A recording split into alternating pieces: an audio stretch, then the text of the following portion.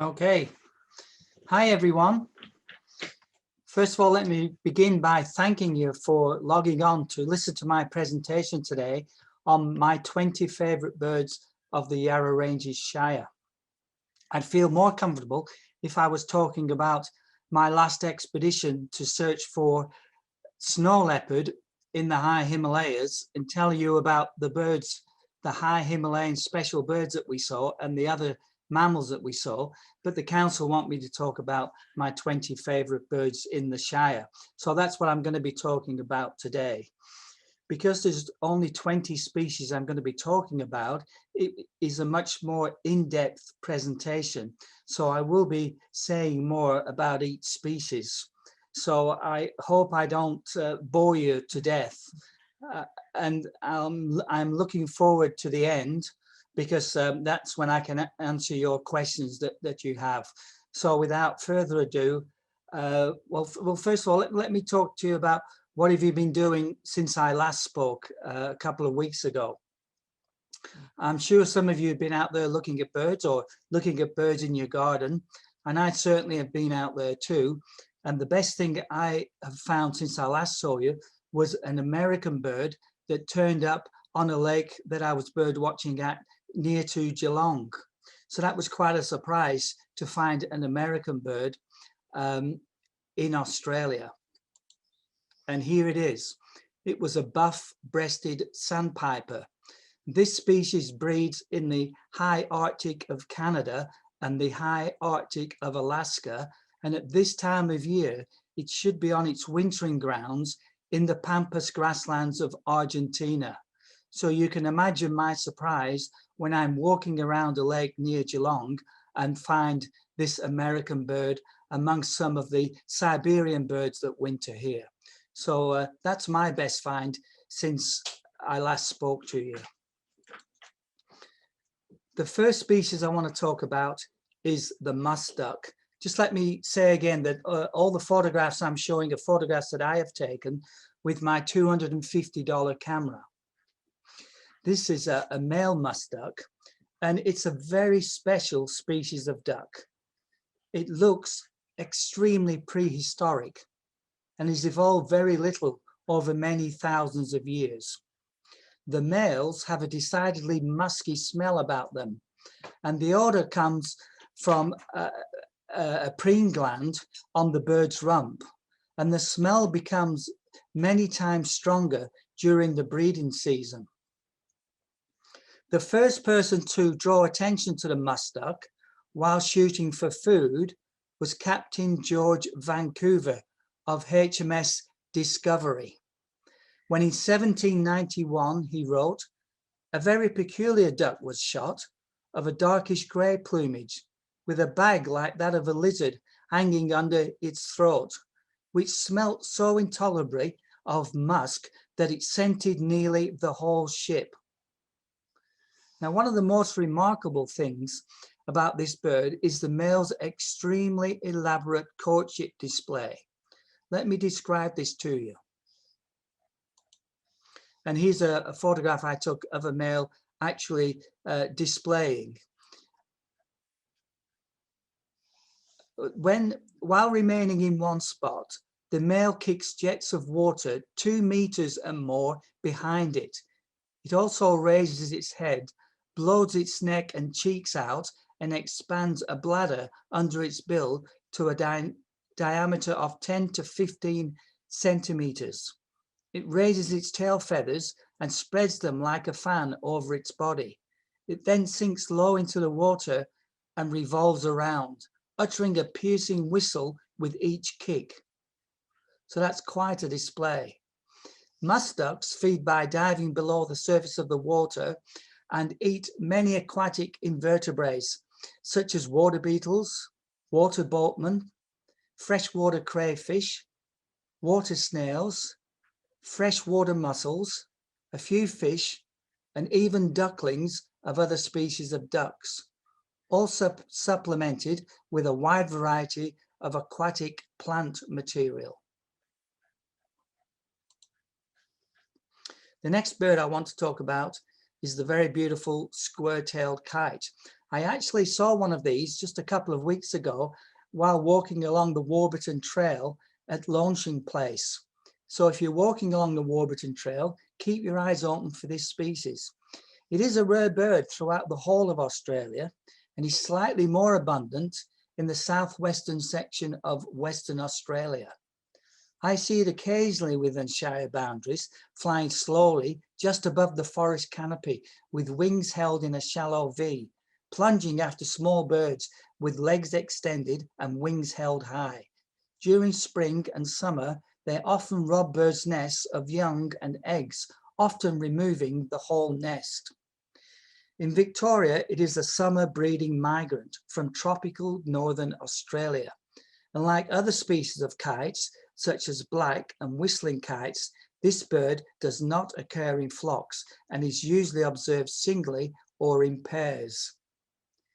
It has a distinct preference for open forests, lightly wooded foothills and timbered watercourses, and avoids desert areas. The square-tailed kite usually builds its own nest along the branch of a tall species of eucalyptus tree, or they sometimes build on top of old nests of other raptors, such as brown goshawk and brown falcon. It takes them approximately 3 weeks to build the nest. Small twigs are snatched from the top of neighboring trees and then transferred to their bills. They then position themselves on the nest and wriggle the stick into place. The nest has a central depression, which is lined with green eucalyptus leaves, and they usually lay 2 eggs, occasionally 3 eggs are laid, and they lay between October and December, but normally only 1 nestling survives. The next species I want to talk about is the grey goshawk. This bold and fearless hunter flies directly in pursuit of prey, striking suddenly at incredible speed, either from a perch within woodland or by flying low through the trees, taking unwary birds by surprise. Prey items include birds, small mammals, snakes, other reptiles, grasshoppers, cicadas, beetles, and other insects. As in most birds of prey, the female is larger than the male, and consequently, she can take larger prey. She hunts mainly small mammals and reptiles which are taken from the ground. The male tends to specialize in taking small birds in the air. The grey goshawk has 2 different color morphs, grey and white. The grey morph birds are generally more numerous in heavily forested areas, whereas the white morph birds move further afield into more lightly wooded areas where sulfur-crested cockatoos are often abundant. This is likely to be a predatory adaptation which enables the white morph birds to remain undetected amongst the white plumaged cockatoos. Almost all sightings in Victoria are of white morph birds. Here's a white morph bird on screen now. There is no known resident population of grey birds in the state. This is one of the adult birds I watched who raised 2 young successfully close to the Warburton Trail in the Mount Evelyn area. The nest was high in a large eucalyptus tree and placed towards the ends of a horizontal branch. The grey and white color morph birds interbreed freely. The female does most of the incubation. The male relieves her when she needs to feed and catches most of the food for the young, which the female tears up and then feeds to them.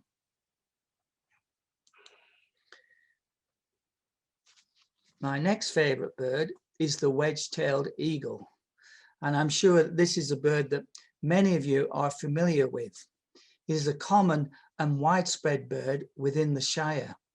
And it is by far the largest bird of prey in Australia and is one of the largest eagles in the world. It spends a great portion of the day on the wing, but also perches on trees for long periods and sometimes perches on the ground or on large boulders. It can be found in all types of habitats, from forested areas to near desert, but prefers open country scattered amongst forested areas. Breeding pairs are very territorial and chase off other wedge-tailed eagles that wander into their territory. They hunt mainly rabbits and hares, but will also take small wallabies, cats, and no doubt foxes, and large birds such as ducks, herons, ibis, and galahs. They commonly feed on carrion, and as many as 30 to 40 individuals can be found alongside a single kangaroo roadkill. When feeding at such roadkills, they also become casualties when they are struck by passing vehicles. They build huge stick nests, which can often be in use for decades. The nest is usually placed in an elevated position in a large tree, often along a ridgeline, providing panoramic views for the birds. Breeding pairs are resident, but juveniles and immatures disperse widely, even into the suburbs of Melbourne. A word regarding wind farms, which seem to be springing up everywhere these days. Adult wedge-tailed eagles do not fall victims to wind turbines. However, immature birds, when being pursued relentlessly by adult breeding birds holding a territory, are often so harassed that they unfortunately occasionally do fly into and are killed or injured by wind turbines. One of my favorite birds is the buff-banded rail. It is a shy and retiring bird that is seldom seen, even though it is a fairly common bird within the Shire. It's quite common at Lilydale Lake, for example. It occurs in swamps, wet grasslands, and along watercourses wherever abundant vegetation provides concealment. It is the most frequently encountered rail in southeastern Australia. We often think of rails as being weak flyers, but its ability to colonize offshore islands, demonstrated by its presence on Cocos Keeling, Lord Howe, and Norfolk Islands, proves otherwise. Like other rails, it has a habit of flicking its tail when alarmed. It rarely flies when alarmed, but rather runs away very quickly. It breeds at any time of the year whenever conditions are suitable. It builds a rather flimsy, cup-shaped nest on the ground under a grass tussock or in thick reeds that are growing in or close to water. It pulls the surrounding stems down and bends and weaves them into a deep cup. It normally lays between 5 to 8 eggs, which it incubates for 18 to 19 days.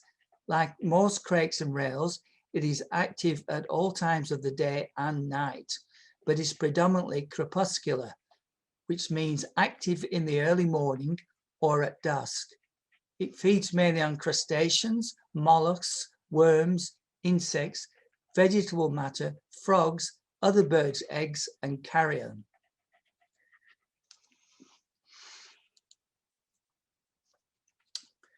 This very beautiful pigeon is also one of my favorite birds, the wonga pigeon. This rather plump, attractive species of pigeon spends most of its time on the ground. It is a forest and forest edge dweller, and within the Yarra Ranges Shire, it is patchily distributed and an uncommon inhabitant of wet sclerophyll forest. The wonga pigeon feeds entirely on the ground, walking purposefully with quick strides, head rocking back and forth as it searches for fallen seeds and fruit.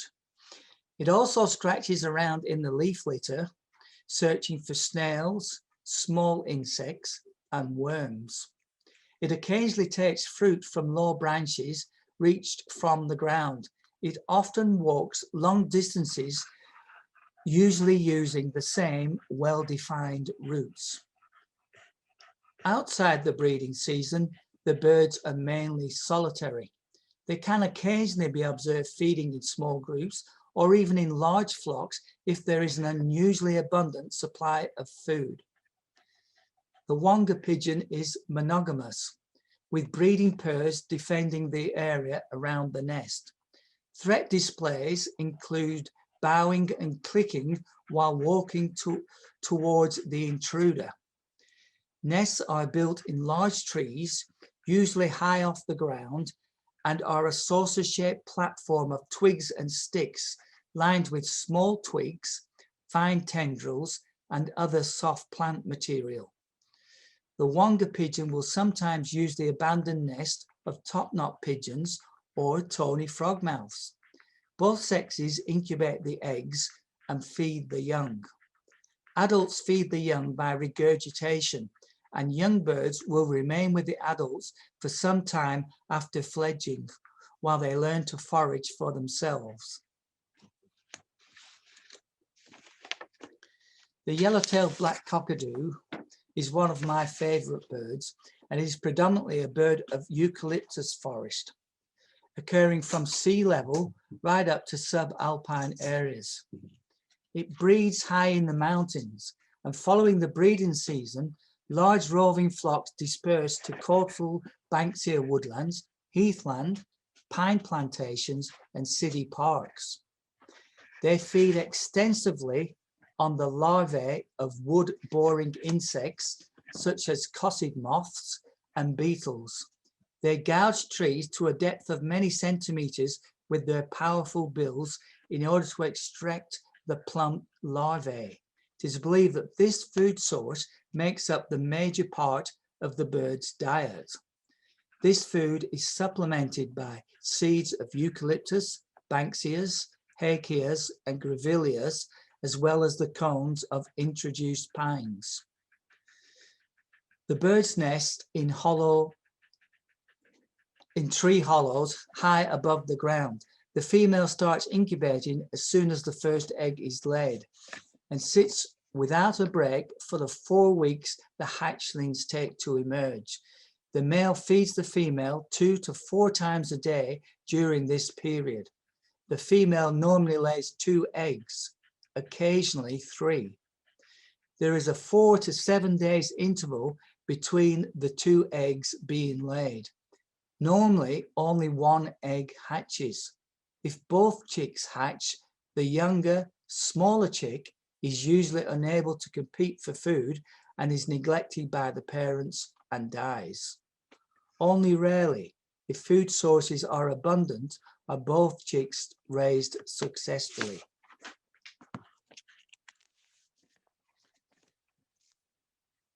The Australian owlet nightjar is also one of my favourite 20 birds within the Shire boundaries. Of all the Australian nocturnal birds, the owlet nightjar is one of the most widespread, but is one of the least often seen. When spotlighting at night, all nocturnal birds give off eye shine. That is, their eyes glow in the spotlight. All that is, except for the owlet nightjar, which has no eye shine, making them even more difficult to find. During the day, owlet nightjars roost inside hollow limbs of trees. It is most often heard calling during the first couple of hours following sunset, but it also calls from the entrance of its roost hole, where, on fine winter days, it spends much of the day sunning itself. It is an uncommon resident within the Yarra Ranges Shire and is the smallest of all the nocturnal birds that occur in Australia. Individual birds do not use the same roosting hole, makes them even more difficult to find. They don't use the same roost hole all the time, and they are most likely familiar with all the suitable roost holes within their territory. These birds do not build nests, but place dry or green leaves at the bottom of a hollow. 2 to 5 eggs are laid, but usually 3. the eggs are incubated for a period between 18 to 27 days. Feeding the young birds after they hatch is a full-time job for both parents. During the second and third weeks after hatching, during the night, they are fed every 10 to 15 minutes on small insects.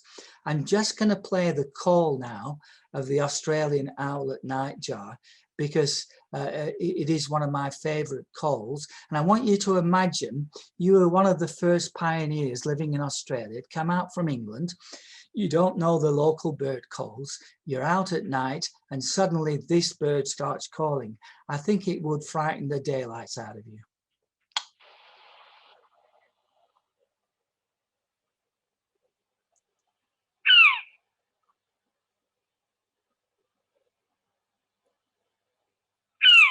It's just getting warmed up.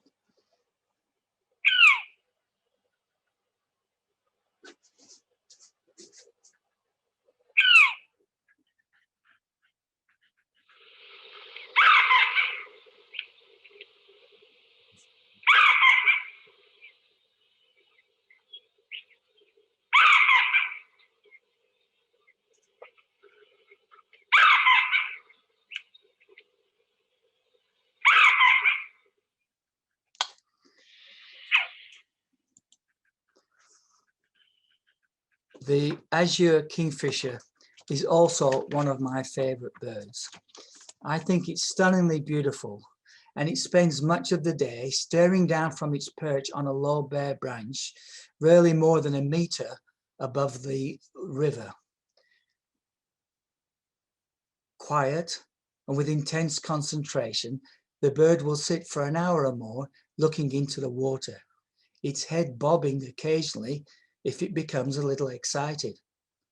When a suitable fish is observed, the bird dives expertly into the water, seizes the fish and carries it back in its bill to the perch, and then proceeds to eat the fish head first. The bird then reverts to its original position, waiting for more fish, or perhaps a small crustacean or a water insect. Most species of Australian kingfishers no longer prey on fish. Most now feed predominantly on insects and live far from water. Some even live in some of Australia's harshest deserts. This is not the case with the azure kingfisher.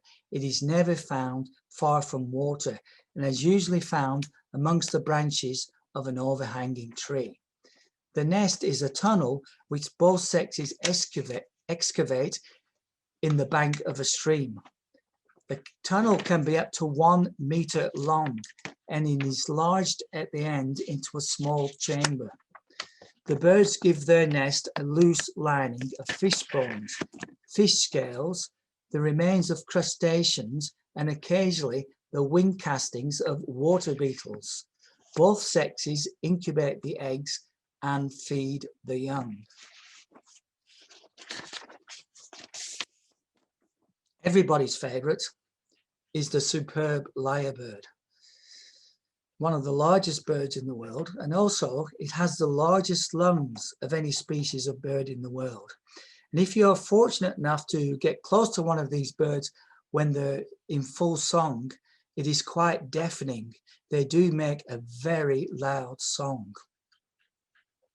And apart from areas such as Sherbrooke Forest, where superb lyrebirds have become habituated to humans and have become relatively tame, in most areas, this is one of the shyest birds in the forest and very difficult to approach. It lives in the damp, dark gullies of wet sclerophyll forest.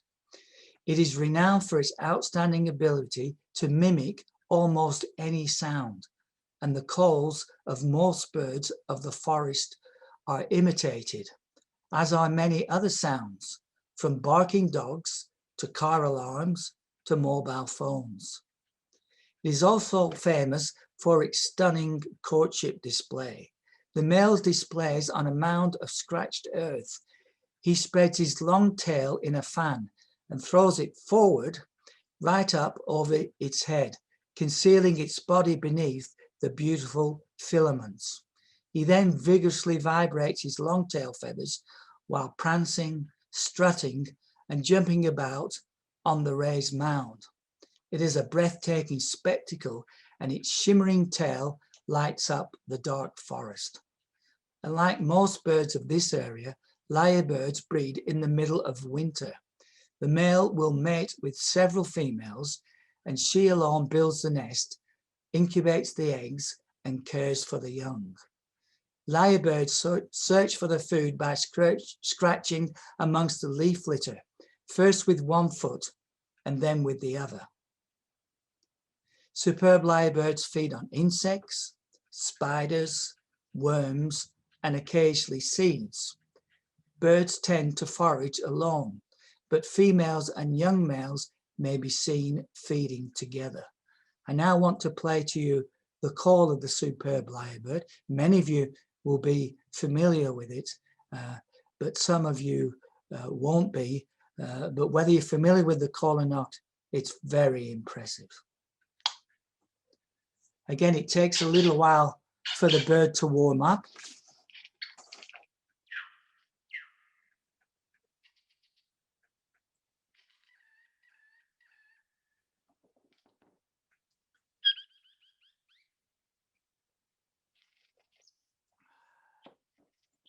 It's only water.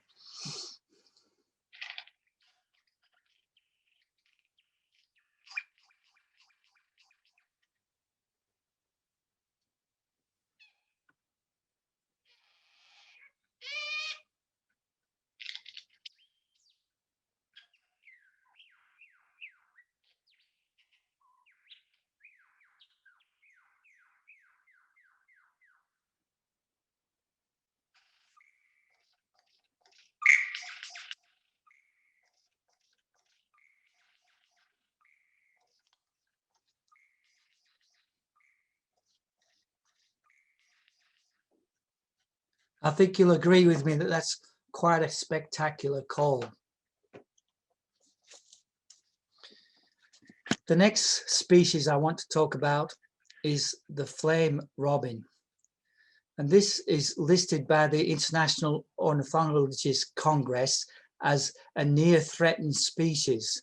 So while we that live in the Shire may be quite familiar with it, it is a threatened species. During the breeding season in spring and summer, flame robins nest in moist eucalypt forests and woodlands at altitudes up to 1,800 meters above sea level. The nest is built by the female and is a grass and bark cup bound with spider web and decorated with lichen. It is normally placed in a cavity in a tree or a rock face up to 20 meters above the ground. The female normally lays 3 eggs laid on consecutive days. She also incubates the eggs while the male supplies her with food. Both sexes feed the young chicks. Approximately 30% of all flame robins rear a second brood during the breeding season. This just happens to be my wife's favorite bird. As autumn approaches, most move to lower elevations. It is an altitudinal migrant. And they are often conspicuous in open habitats during the winter months, such as farmland, especially pasture and recently ploughed paddocks. They also occur in other grassy areas, such as golf courses, ovals, or parkland within the suburbs of Melbourne. They usually return to breeding areas in the mountains in August or September. The female is quite different from the male, being mostly grey-brown with a pale buff wing stripe and white outer tail feathers. Young flame robins resemble the adult female, but the brown of the back is heavily streaked with buff and the pale belly is streaked with brown. There's a lot of immature birds out there at the moment. Flame robins feed on insects, spiders, and other arthropods. Birds take prey from the ground, pouncing on it from exposed lookouts, then then return to the perch to eat. The beautiful pink robin is also one of my favorite birds, but is found in much wetter areas than flame robins. Unlike the other red-breasted robins in Australia, pink robin has no white in the tail. The preferred habitat is deep, dark, mossy gullies within wet sclerophyll forest. The pink robin feeds on insects and spiders which they catch on the wing. While feeding, the bird typically flits onto a low branch and stares at the ground intently. It then flits to another branch before dropping to the ground on some unsuspecting insect, and repeats this cycle again and again. In dark, wet gullies, the adult males in somber black and brilliant pink perches on tree ferns before sailing out to take a flying insect and returning to the same perch without any sound to break the silence of the forest except the snapping of the bird's bill. The nest of the pink robin is almost as neat and decorative as the bird itself. It is a beautiful compact cup of soft green moss, deftly bound together with spider webs and camouflaged with pale green or grey lichen to blend in with the surrounding undergrowth. It may be lined with possum fur, tree fern fibre, grass, hair, or fine moss. The nest is built on a horizontal moss-covered branch in the depths of a fern-lined gully along a small creek. They lay 3 to 4 eggs. The pink robin is sometimes parasitized by the brush cuckoo and the shining bronze cuckoo.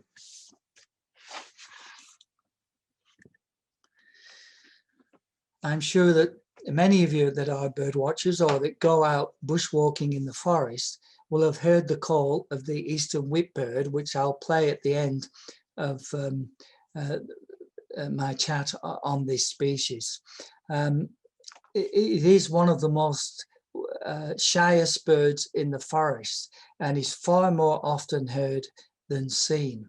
In fact, the whip-crack call of the male is one of the loudest and most well-known calls of the wet sclerophyll forest. This species duets, something which is common in African birds, but very uncommon in birds from Australia.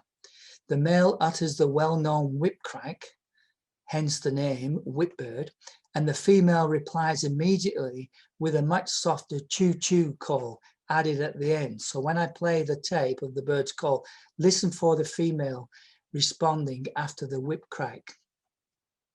The eastern whipbird is sedentary. That is, it stays in the same place all year round and is highly territorial. They rarely fly far, preferring to run and hop in the undergrowth.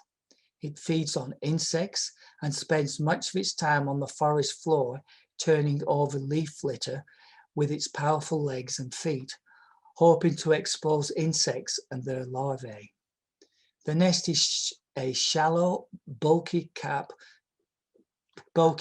of long, loosely interwoven twigs, lined with fine rootlets hidden in dense undergrowth. The female lays 2 eggs and takes care of all the incubating of the eggs, which normally takes about 18 days. She also broods the nestlings on her own, which takes approximately 12 days, but both birds feed the nestlings. Once the nestlings leave the nest, both parents forage for food, and one parent feeds one of the nestlings while the other parent feeds the other nestling. Eastern whipbirds are monogamous and find mates at about 6 months of age. The pair bond is maintained throughout the year and the life of the birds. While the female is fertile, the male guards her jealously, rarely moving more than 2 meters away from her. Now I'm going to play the call that many of you will be familiar with.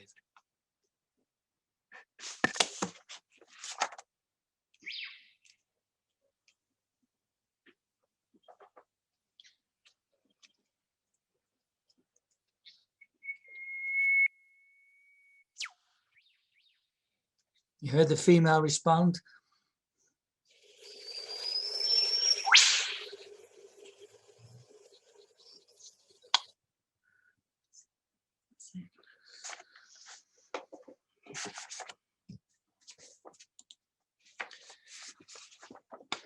This very beautiful bird, the spotted quail thrush, is one of my favorite birds, but is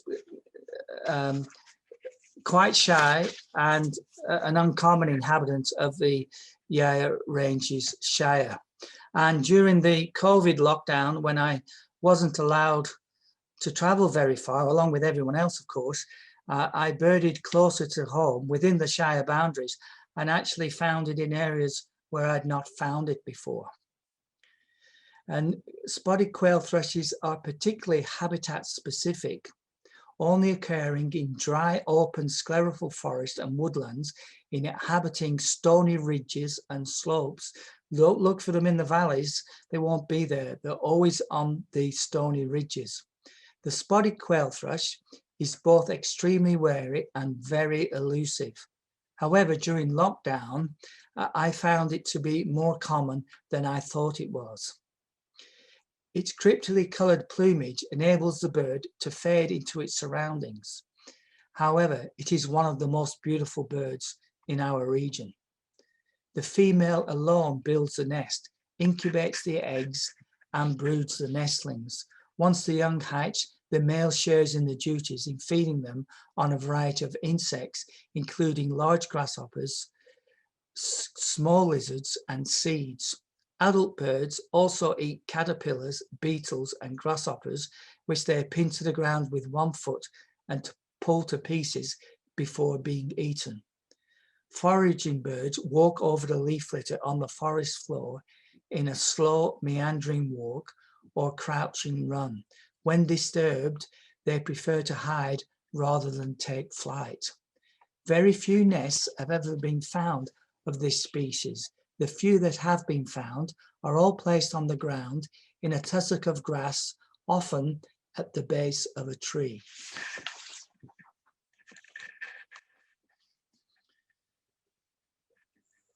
The varied Sitella is also one of my favorite birds. And Sitellas almost always travel in small, restless flocks, usually consisting of 6 to 8 birds, but up to 30 birds outside the breeding season. They occur in any type of woodland. They are highly acrobatic and extremely active.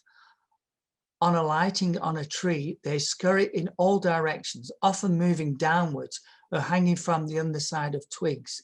They spiral along the branches and along the trunk, the opposite technique to that of tree creepers. So quickly do Sitellas move, it seems hard to believe that they can be so very successful in finding concealed prey.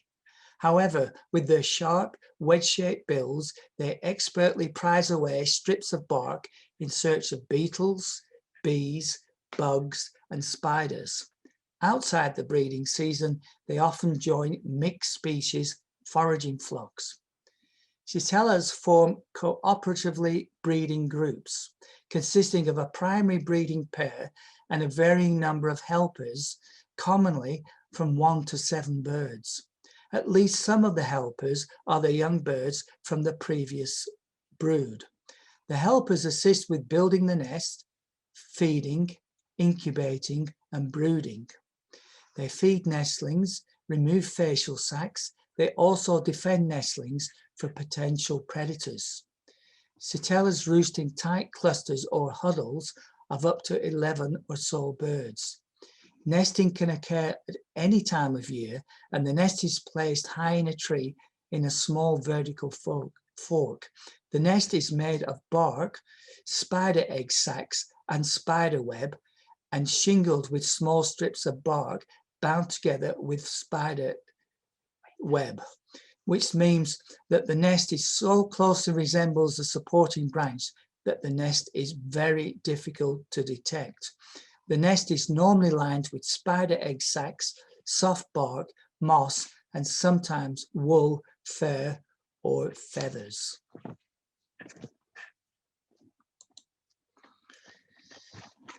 The very beautiful spotted parrot is one of the most beautiful birds within the Yarra Ranges and one of my favourite birds. It is also one of the most common and widespread birds in our area. If you know the call of this bird, then you will realise that it is very, very common throughout any forested areas within the Shower. They are found in a wide range of eucalypt-dominated woodland where they feed high in the canopy. During the breeding season, they occur in pairs, but outside the breeding season, they form small foraging flocks of typically 6 to 10 birds. And they are also more than happy to join mixed species feeding flocks. They eat a wide variety of small invertebrates, including thrips, moths, caterpillars, small beetles, and spiders. They are particularly fond of scale insects, which live on the underside of leaves, and you often see the spotted pardalote hanging upside down, searching for scale insects on the underside of eucalypt leaves. The vast majority of spotted pardalotes nest at the end of a bird into an earthen bank beside a small creek or in the side of a cliff. The male normally takes initiative in selecting the nest site, and both sexes excavate and build the nest. They excavate a burrow between 45 and 60 centimeters along and build a nest of fine bark or grass, often lined with feathers. The female lays 3 to 5 eggs, and both sexes share the incubation duties during the 14 to 16 days before the eggs hatch. Both parents lend a hand in raising and caring for the young.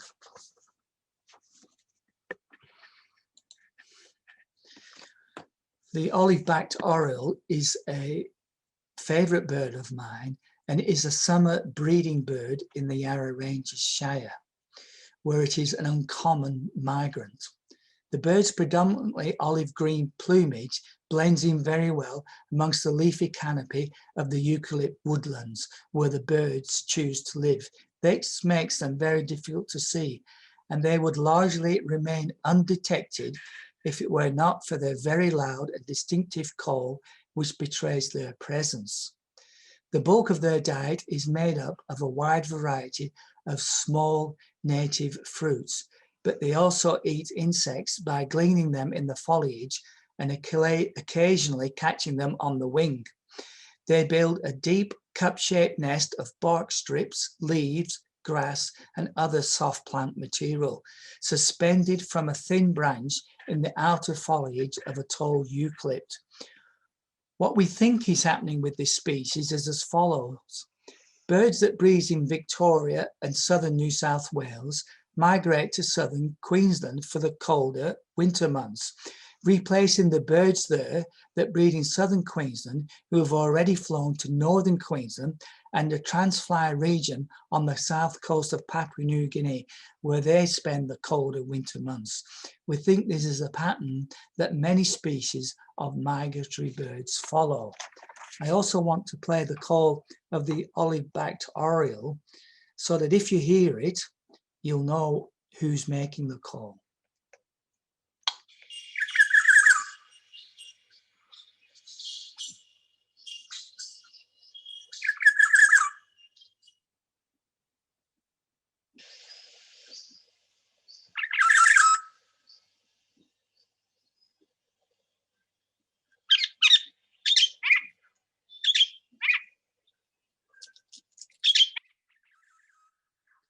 It appears to me that it tells you its name when it says oriole, oriole at the end of the call. At least that's how I remember it.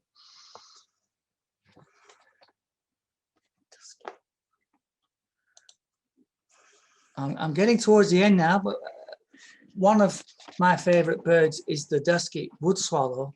And this attractive species is also a summer breeding visitor within the Yarra Ranges Shire and spends the winter months in northern Queensland. I reckon that this fact alone makes this bird one very intelligent bird. I'm trying to do the same myself, but my wife won't leave the grandchildren. The name wood swallow is a misnomer. as they are not closely related to true swallows and are in fact closely related to butcherbirds, currawongs, and the Australian magpie. An interesting aspect of this bird's life is that they breed in loose colonies, and if one of the nests is approached too closely by a laughing kookaburra or a pied currawong, for example, alarm calls will be given and all of the dusky wood swallows in the vicinity will attack the offending bird in unison. Dusky wood swallows habitually twist their tails from side to side when they are perched. Another interesting aspect of this bird is their roosting behavior. When roosting, they all press together along a thin branch. The flock is made up of both immature and adult birds in groups of tens to hundreds, and on one occasion, a single flock of approximately 1,000 birds was observed roosting together in Tasmania. Dusky wood swallows are predominantly insectivorous and feed mainly on insects taken on the wing. They also have a brushed tongue and often feed on nectar. Records of banded birds prove that these birds can live up to 8 years of age. The nest is a loose ball of twigs, grass, and roots lined with fine grass and is placed in a tree fork, behind bark, in a stump hollow, or in a fence post, varying from 1 to 10 meters above the ground. Both parents build the nest, incubate the eggs, and feed the young. Satin bowerbird. This beautifully plumaged bird is a rather shy bird and is normally observed flying rapidly and furtively from tree to tree, or alternatively bounding through the undergrowth. The origin of the word bowerbird is derived from the bird's unique, if somewhat bizarre, courtship behavior. Male birds build a structure on the ground known as a bower and decorate it with sticks and brightly colored objects in an attempt to attract a female to the bower and mate with her, hence the name bowerbird. The bower is a very neat structure of fine erect twigs and sticks woven into 2 parallel walls aligned in a north-south direction. The bower is painted black with a mixture of charcoal dust and saliva, which the male dabs on with his bill. He then decorates the bower with all manner of blue objects collected from the vicinity of the bower and sometimes from farther afield.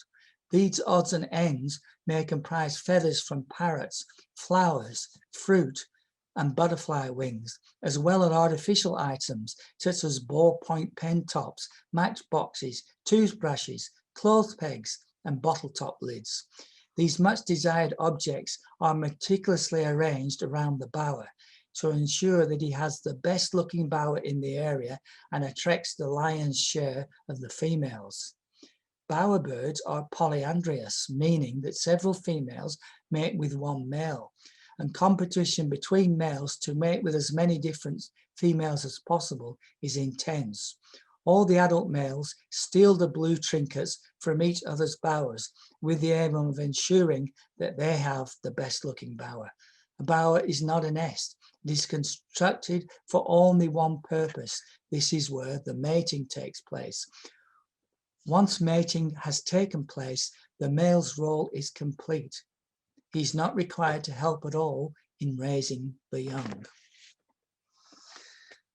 The final species that I want to talk about is the aptly named beautiful firetail. This stunningly beautiful bird mainly occurs in the coastal heathlands of southeastern Australia and Tasmania, but will also venture into eucalypt woodlands and forests, providing there is a dense ground cover of shrubbery. I see it occasionally in dense forest along the Black Spur north of Heathrow. It is one of Australia's many species of ground finches and spends much of its time on or close to the ground, where they eat ripe and half-ripe grass seeds, which makes up the bulk of its food intake. This is supplemented by a small amount of seeds from overhanging trees and shrubs and a few insects gleaned amongst the foliage. The now famous naturalist John Gould remarked on the tameness of the beautiful firetail over a century ago. Sadly, it would appear that on the mainland, only the shy beautiful firetails have survived. The majority of Australian grass finches form large foraging flocks outside the breeding season. However, adult beautiful firetails prefer to remain in pairs, and only independent juveniles and first-year birds occur in small flocks prior to their first breeding season. Pair bonds are strong in this species and are maintained throughout the year, pairs feeding, drinking and bathing together, and occasionally mutually preening. The female lays from 3 to 8 eggs, but usually 4 to 6, and the eggs are laid on consecutive days. Both parents incubate the eggs and brood the nestlings, and thereafter feed and care for the young birds. They can rear 3 broods in a single season. And that completes the presentation on my 20 favourite birds of the Yarra Ranges Shire. And I just want to talk a little bit about the resources that I've used in putting this presentation together. I get a lot of people asking questions about field guides.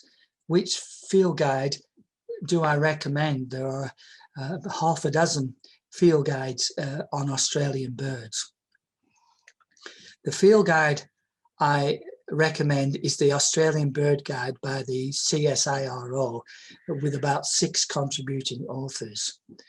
I have reservations about the field guide. Well, I have reservations about recommending it for 2 reasons. First of all, the book is a large size and it's very heavy. And in my opinion, field guides should be small enough and compact enough and light enough to fit in your pocket and to take out in the field. That's why it's called a field guide. The illustrations in this book are absolutely superb. Jeff Davies has done a very excellent job. And the text is also very good. However, I think it would be best to carry it in the car rather than on your person. Excuse me a minute.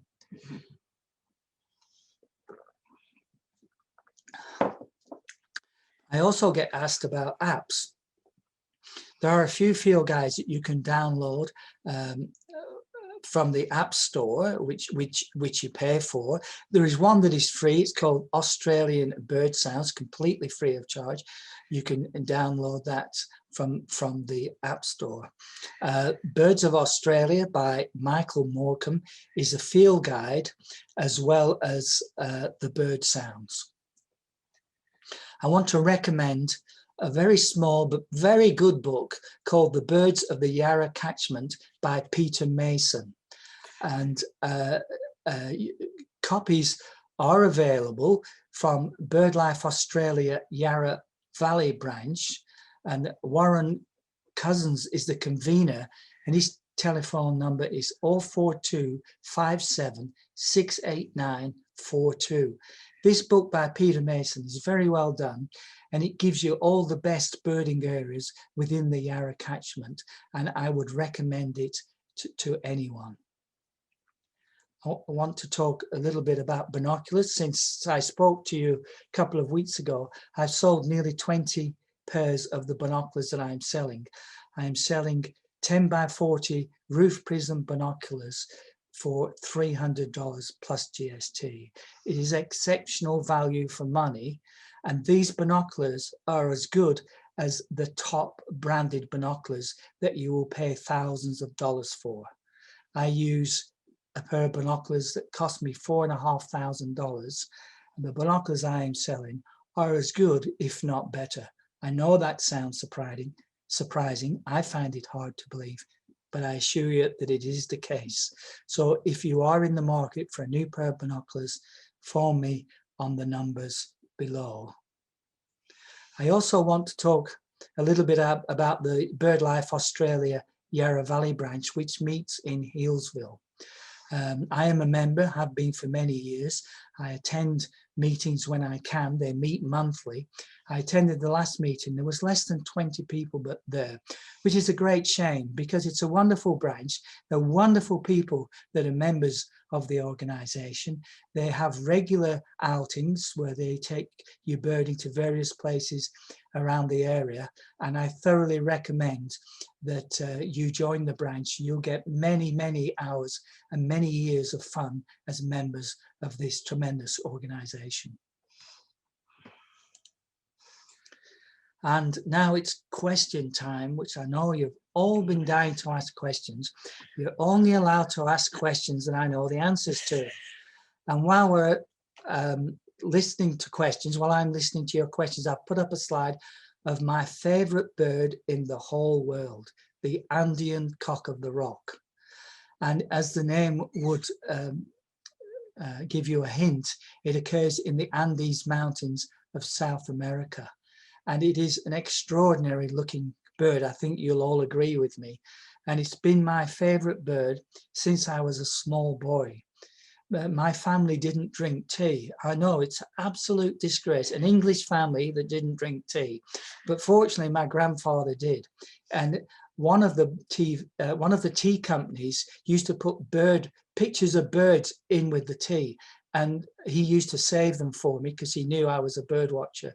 I was only a small boy at the time.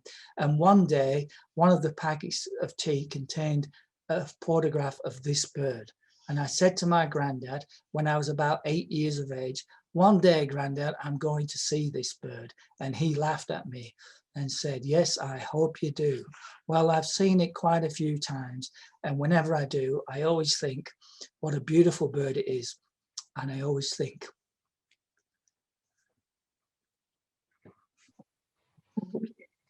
of the best grandfather that anyone could have.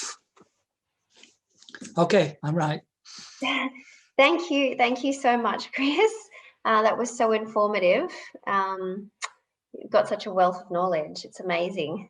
So I've just noticed that we've actually got Warren Cousins in here. So he's going to actually say a few words just about BirdLife Australia, just for everyone. Good. Which would be wonderful. So I'll just allow him to talk. There you go, Warren. Okay. Good morning, all. I'm assuming you're hearing me. Please, yes. Maybe Sarah, let me know. You are. Good. Yep. Okay, so I'm Warren Cousins, and I'm the convener or president of the Yarra Valley branch of BirdLife Australia. Now, BirdLife Australia is a long-standing body that manages the Australian bird community in terms of hoping to protect them and stop extinctions, which still are threatening to happen with many species. And within BirdLife Australia, there's about 30 odd branches throughout the country. And our little branch is located in the Yarra Valley, which is where I live. We have about 100 members, maybe 20 or 25, 30 perhaps active members. And look, we're very, very interested in doing regular outings into parts of the Yarra Valley or beyond. We mostly go to the Yarra Valley for our outings, but we do sometimes visit further away. And typically we hold our outings routinely on the second Saturday of each month, usually starting at 9:30 a.m. And the other outing is typically held on the fourth Wednesday of each month, likewise 9:30 a.m. start. Now, the calendar for our events as to where we go can be found on the BirdLife Australia website. So I recommend any interested party to go to that website. It also is where people can sign up to become a member of BirdLife Australia, or a wildlife protector, as I think they're called. And they have an events calendar which covers off not just the Yarra Valley branch outings, but also many, many other branches, both within Victoria and elsewhere outside of Victoria, if you are travelling outside of our state. We also hold, I guess you'd call bi-monthly meetings, usually on the first Tuesday of each month, and they're held in the evening, and they're held in Badger Creek, adjacent to Hillsville, in fact, very nearby to the Hillsville Sanctuary. So again, those meetings are referenced on the BirdLife website events calendar. So you'll find there where we have our outings and what activities we have. We usually have a guest speaker and cover off, you know, interesting sightings and the like. So worthwhile looking into those as well. And I think, Chris, that was a fantastic presentation. I really enjoyed it. Your 20 birds, I agree with all of them. I had another half a dozen, but then again, I guess we could all add another 50 if we really wanted. But no, very, very interesting. And I think you mentioned the email address if you do want to contact us, which is, I'll just repeat it, Yarra Valley, all one word, Yarra Valley at BirdLife, BirdLife at .org.au. So Yarra Valley at birdlife.org.au. And I think Chris also gave my phone number, but I guess at the moment maybe emails for contact purposes would be preferable, but happy to take calls as well if people want to talk to me personally. Okay, maybe Sarah, I'll pass that over to you again. Yeah, thank you so much for that. I know that there was a lot of people interested in knowing a little bit more about BirdLife Australia, so I appreciate that. You've actually asked a couple of questions in here too about the lyrebird and its lung size. Yeah, I hadn't even realised or thought about that, but I was just going to ask Chris, in the context of comparisons to, you know, like the emus or the ostriches, still, it's the largest lungs in relation to even those other very large birds. It has the largest lungs in relation to its size. Oh, I see. Right. Yeah. Okay. In relation to its size of any other bird. No, that's fine. I misunderstood, but no, that makes perfect sense because it certainly can pump out some volume. And if anyone has found it difficult to find a superb lyrebird, you can always go to the Hillsville Sanctuary. They do have the RACV Lyrebird Aviary, which is a wonderful place, and they have two lyrebirds on display, a male and a female, Apollo and Cora. And yeah, they do sing quite regularly, and a great way to easily see one without necessarily trudging through the bush, which I guess I'd prefer to do personally, but that's an easy way if you do want to both have a day at the sanctuary and hear a lyrebird. Sounds wonderful. Thank you very much for the information, Warren. Pleasure. Thank you.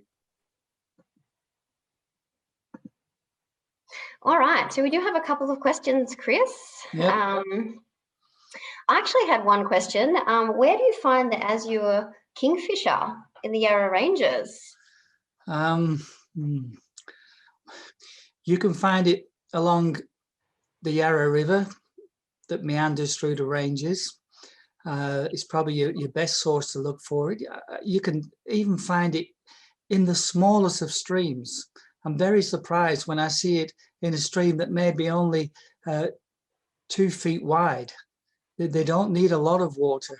But the Latrobe River, they're also found on Yarra River, and really any waterway you can find them. But then they're not too common. But if you spent, you know, half a day looking for one, then you'd have a good chance of finding one. The lotus bird, the lotus leaves display somewhere in the Yarra Valley.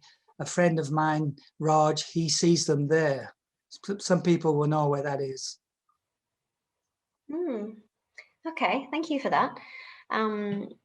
Someone has asked, which locations in the Yarra Ranges do you recommend to see the Wonga pigeon? That was a very beautiful little pigeon. Cathedral Ranges National Park is the place, the only place where I see them regularly.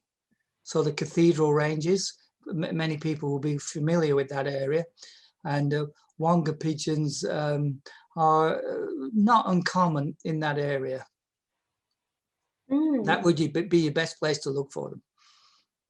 Okay, great, thank you. So are whipbirds scarce now in the Yarra Ranges? No, they're not. No.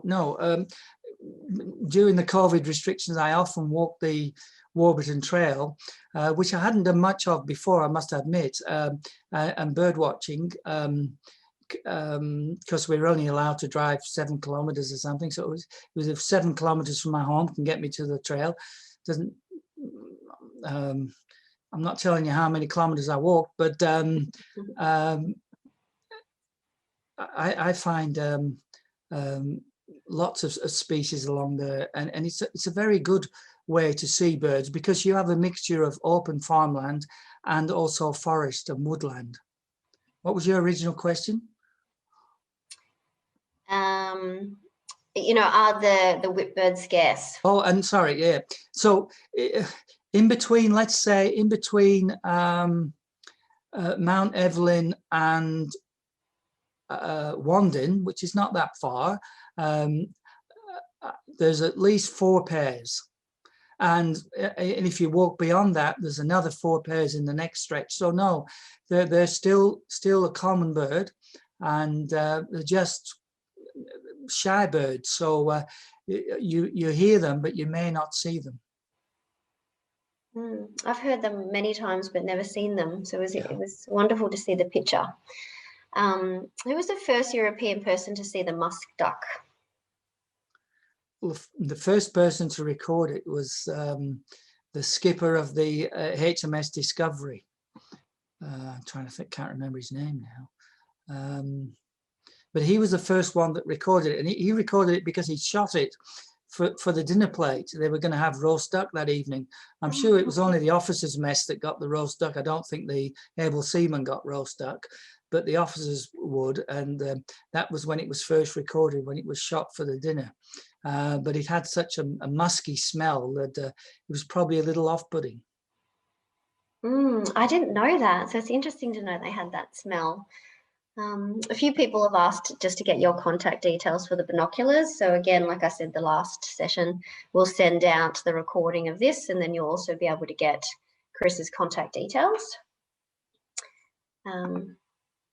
So thank you for that. Someone's also said that you had a great photo of the grey goshawk. Where have you seen these in the Yarra Ranges region? They're not very common in the Yarra Valley region, but again, I've seen them when I'm walking the Warburton Trail. They're common. The commonest place in Victoria is the Otways. It's a very damp, wet area, which is what they prefer. So if you're trying to see one, you're better to go to the Otway Ranges and look for them there. But I do see them occasionally along the Warburton Trail, anywhere along the Warburton Trail. Thank you. So Liz has just recommended a great children's book called Words on Birds. So it's for children starting to learn about our birds. So Katie Thomas published this last year, and it's a delight and presented as an easy read children's book. I might write that down for my son. That sounds perfect. Thank you for that. I think you might have answered this before, but Margaret has asked, do the male and the female flame robins look the same? No, a massive difference between the two.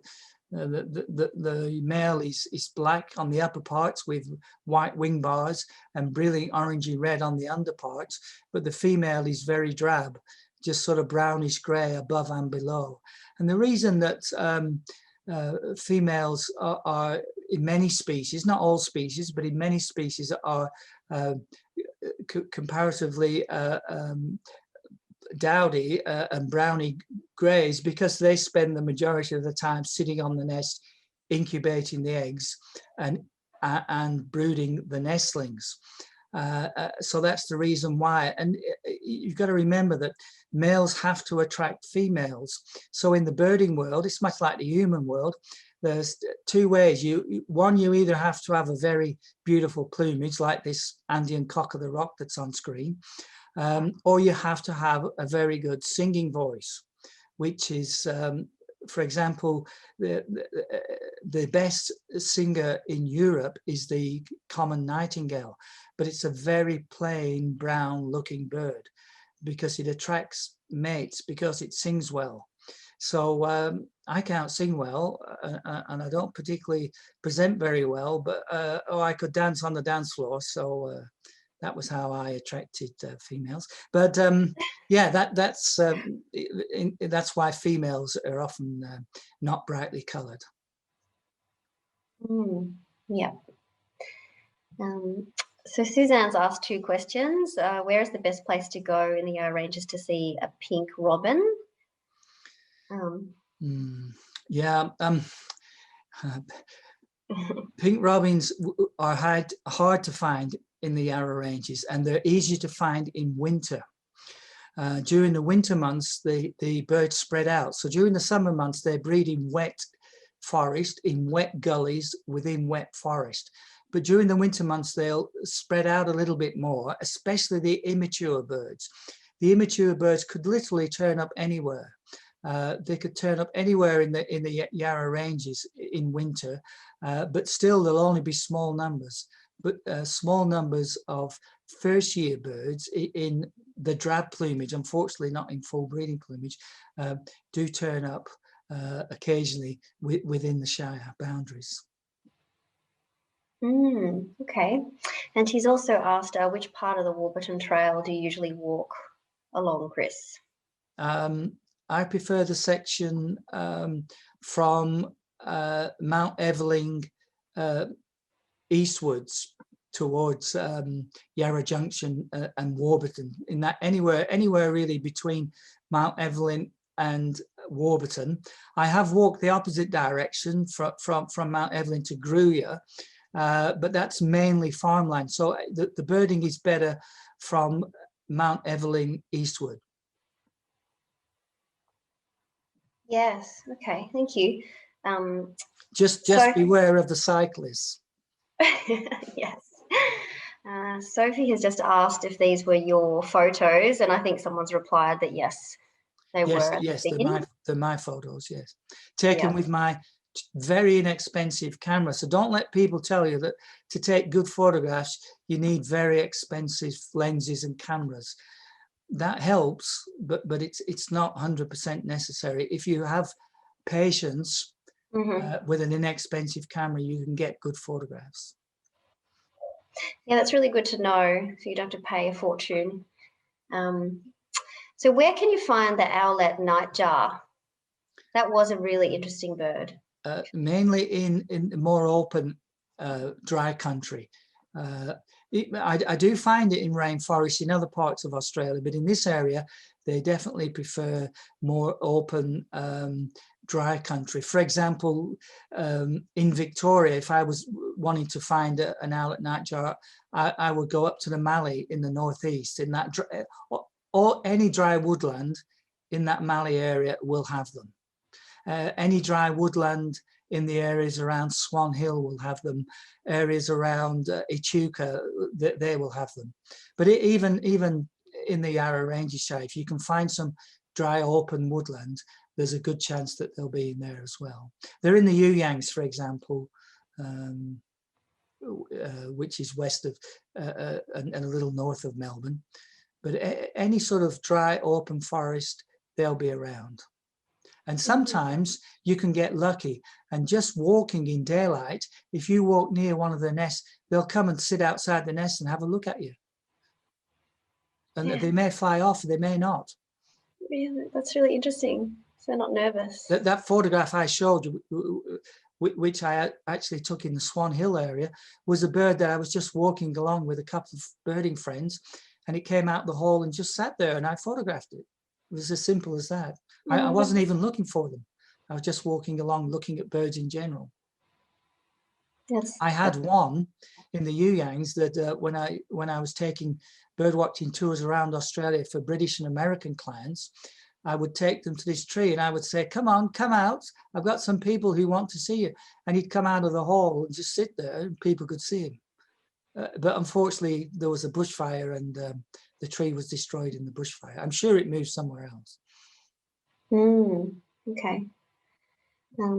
Someone again has asked about the musk ducks. Where can you find them in Yarra Ranges? And they used to see them on the lake in Ballarat.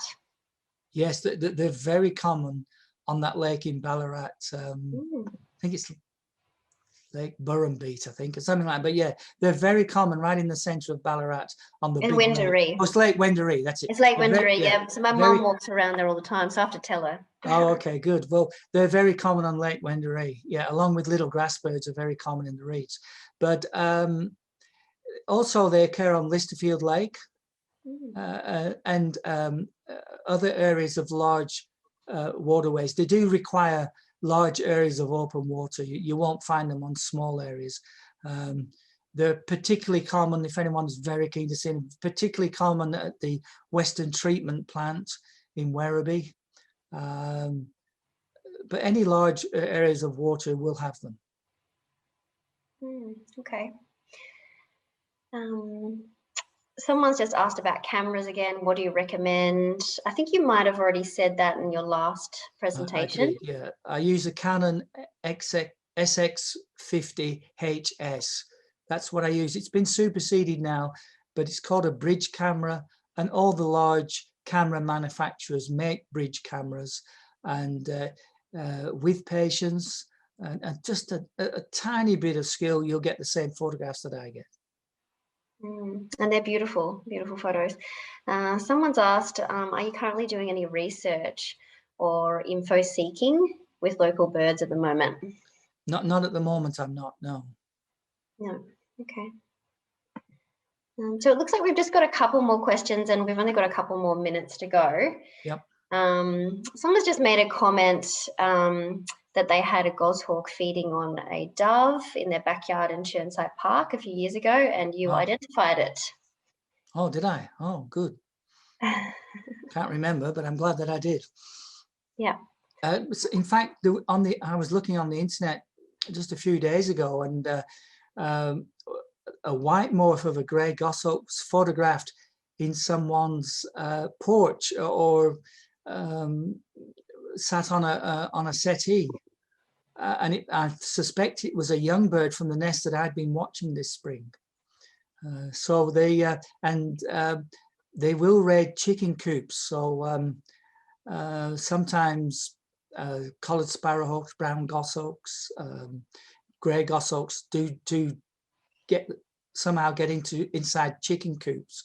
So if you have chicken coops, watch for them turning up there. I have to keep an eye on that. I've got chickens too. I think that's pretty much it at the moment. I just want to close with one last remark. In England, obviously I'm English originally, although I came out here when I was 19, but in England they have 1 million members of the Royal Society for the Protection of Birds. And we have far fewer members of birdwatching organisations in Australia, yet our birds here in Australia are far more attractive, far more colourful than the birds in England. So I just highly recommend to everyone out there who is at all interested in birds, join your local birding club, join your local Australian BirdLife club, and I'm sure you'll enjoy many, many hours of bird watching. It is a tremendous hobby. It is, yeah, I love it. I think that's pretty much it. I think we're kind of bang on. The name of the children's book again, I think it was Words on Birds, but I might just have to go and get those details again. And I'll send them. So many people are saying they loved your presentation. Thank you very much, Chris. Thank you.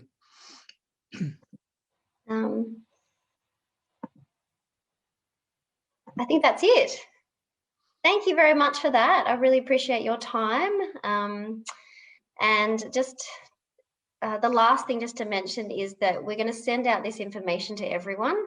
And then we're going to request if people want to come along and do a bird walk with Chris. We're going to try and set up some kind of bird walk in the next kind of month or so. So we'll set up a registration form and people can submit their interest. And then we'll set that up soon. So hopefully we'll see you out there birding soon. Thank you very much, everyone. Have a nice day. See you later.